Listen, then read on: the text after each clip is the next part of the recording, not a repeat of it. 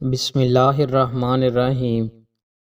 رسول اللہ صلی اللہ علیہ وآلہ وسلم نے ارشاد فرمایا، جب تم مرغ کی آواز سنو تو اللہ سے اس کا فضل طلب کرو کیونکہ اس نے فرشتہ دیکھا ہے، اور جب تم گدھے کی آواز سنو تو شیطان مردود سے اللہ کی پناہ طلب کرو کیونکہ اس نے شیطان دیکھا ہے۔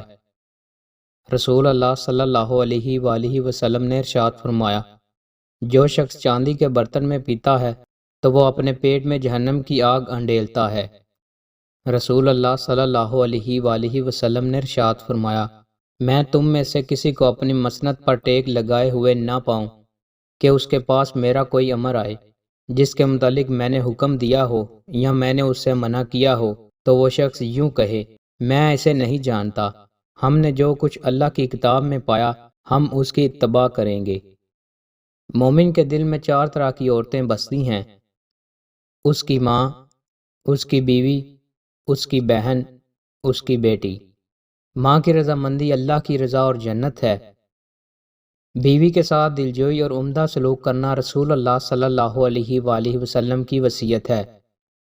بہن کے ساتھ احسان اور نیک برتاؤ کرنا صلح رحمی اور خیر و برکت کا ذریعہ ہے۔ بیٹی کی اچھی پرورش اور تربیت جنت میں رسول اللہ صلی اللہ علیہ وآلہ وسلم کی رفاقت کا سبب ہے۔ دوستو، مزید اچھی ویڈیوز کے لیے ہمارے چینل کو سبسکرائب لازمی کریں۔ بہت شکریہ۔